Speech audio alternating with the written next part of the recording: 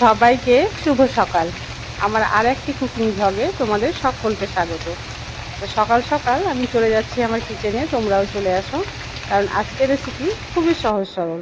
শুধু একটা কাঁচা আলু আর একটা ডিম থাকলে তোমরা করে নিতে পারবে ঝটপট একটা রেসিপি। আর যে রেসিপিটা একেবারে ইউনিক আর নতুন ধরনের রেসিপি, যেটা তোমরা দুপুরের লাঞ্চ বা বাচ্চাদের টিফিন বক্সেও দিতে পারবে। একেবারে হেলদি খাবার। তো চলো কথা না বাড়িয়ে এগোনো যাক রেসিপির দিকে। আমি এখানে একটা কাঁচা আলু নিয়েছি আর এইভাবে ছোটো ছোটো টুকরো করে কেটে নিলাম। এবার চলো এই আলুগুলো ভালো করে ধুয়ে নিই। এরপরে নিয়ে নিচ্ছি একটা মিক্সিং জার, আর তার মধ্যে আলুগুলো দিয়ে দিচ্ছি। আর তারপরে আলুগুলো খুব ভালোভাবে গ্রাইন্ড করে নেব। এখানে আমি এক্সট্রা কোনোভাবে জল দিচ্ছি না, কারণ আলুর নিজস্বই জল থাকবে, তো বেশি জল জল হয়ে গেলে আবার খারাপ হয়ে যাবে। তো চলো গ্রাইন্ড করে নিয়ে আসছি। আলু খুব সুন্দরভাবে গ্রাইন্ড করা হয়ে গেছে, দেখতেই পাচ্ছ। আর এখন কাজ হচ্ছে যে আলুর মধ্যে যদি কোনো গোটা অংশ থাকে তাহলে সেটা বাইরে বার করে ফেলে দেব।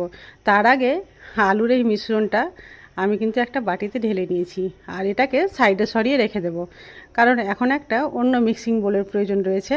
আর সেটা নিয়ে নিচ্ছি আমি, আর সেটাতে দিয়ে দেবো আটা। তো আমি এখানে আটা দিয়েই আজকের রেসিপিটা করব। আটা দেবো আর কিছুটা চালের গুঁড়ো দেব। তো তোমরা যদি মনে করো যে ময়দা দিয়ে করবে তাও হবে। তো আমি এখানে নিয়ে নিচ্ছি এক বাটি, ছোটো বাটির মাপ করে গমের আটা। আর তারপরে এখানে দিয়ে দেবো সামান্য কিছু মশলা, গুঁড়ো মশলা।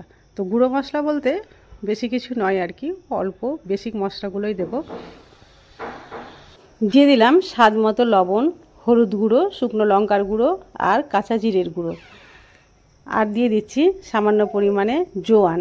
আর তারপরে দিয়ে দিচ্ছি স্বাদ মতো চিনি। চিনির পরিমাণটা খুব কম করে দিচ্ছি।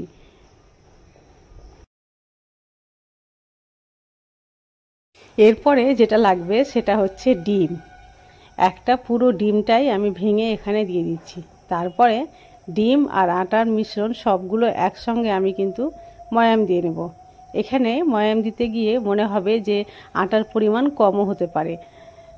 তো এই পর্যায়ে দেখে মনে হচ্ছে যে আটার পরিমাণ একটু কমে গেছে, তো আমি আরও অল্প পরিমাণে আটা দিয়ে দিচ্ছি। আটা দিয়ে আটা মাখাটা করে নিতে হবে একটু ঝুরঝুরে। তো চলো তোমরা মাখতে মাখতে দেখতে পাবা যে আটাটা কি পর্যায়ে আমি নিয়ে আসছি।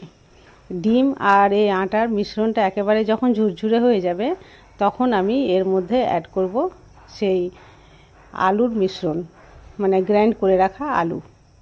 তো দেখতে পাচ্ছ এখানে আটা কমে গেছিলো, তাই আবার আটা দিতে হলো। আর এটা এই পর্যায়ে ঝুরঝুরো হয়ে গেছে। এবার আমি এটাতে দিয়ে দিচ্ছি গ্রাইন্ড করে রাখা আলু।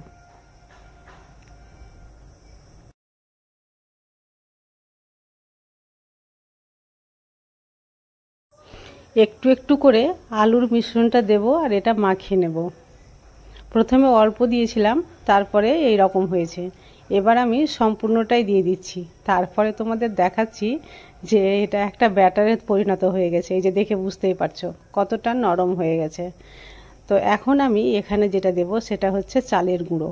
আর চালের গুঁড়োটা অ্যাড করার জন্য এটা কিন্তু অনেকটাই মচমচে ভাব হয়ে যাবে খেতে।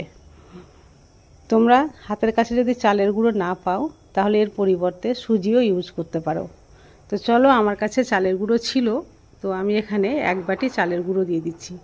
আর এইভাবে মাখাতে মাখাতে যতক্ষণ না একটা রুটির মতো ডো হচ্ছে ততক্ষণ কিন্তু আমি মাখিয়ে নেব আর এই চালের গুঁড়োটা দিয়ে দেব। তো দেখো দেখতেই পাচ্ছ একটা রুটির মতো সফট ডো তৈরি হয়ে গেছে।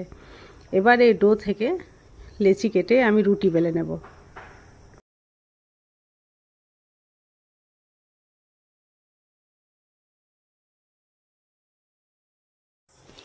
একটু গুঁড়ো আটা উপর থেকে ছড়িয়ে দিয়েছি, তারপরে রুটিটা বেলে নিচ্ছি। এখানে তেল দিয়ে আটা বেলার কোনো দরকার নেই, এখানে আটা দিয়েই কিন্তু আটাটা বেলতে হবে। এবার এইভাবে রুটিটা বেলে নেওয়ার পরে কিন্তু একই মাপ করে সবগুলো আমি কেটে নেব। তা রুটিটা এখানে রাখতে হবে পাতলা, খুব বেশি মোটা বা খুব বেশি পাতলা না, একটু মাঝারির মতো পাতলা রাখলেই হবে। আর আমি এখানে সবগুলো যাতে সমান হয় তার জন্য এখানে গ্লাস নিয়েছি। আর রুটি তৈরি করা হয়ে গেল, আর গ্লাসের মাপ দিয়ে আমি এখানে কেটে নিচ্ছি যাতে সবগুলো একই মাপের হয়।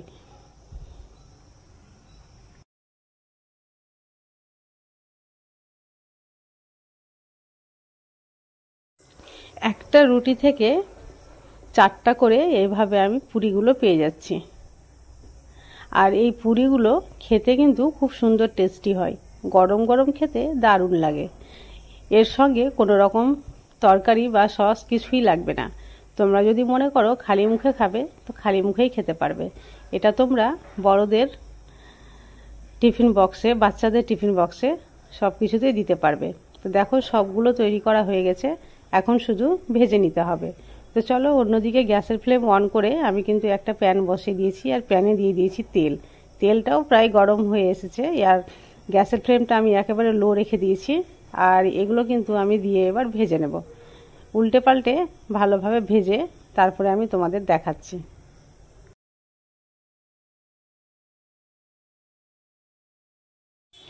একটা একটা করে সমস্ত পুরিগুলো আমার ভাজা হয়ে গেছে, আর দেখতেই পাচ্ছ পুরিগুলো কতটা সুন্দর হয়েছে আর কতটা লোভনীয় হয়েছে খেতে।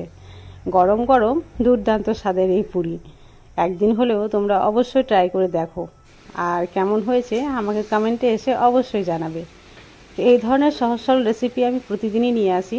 যদি তোমাদের ভালো লাগে অবশ্যই চ্যানেলটি সাবস্ক্রাইব করে পাশে থেকো, আর আজকের ভিডিও ভালো লাগলে একটা লাইক করে দিও। তো আজ তাহলে এই পর্যন্তই, দেখা হবে নেক্সট রেসিপি ব্লগে। ততক্ষণ পর্যন্ত তোমরা সবাই সুস্থ থাকো, ভালো থাকো।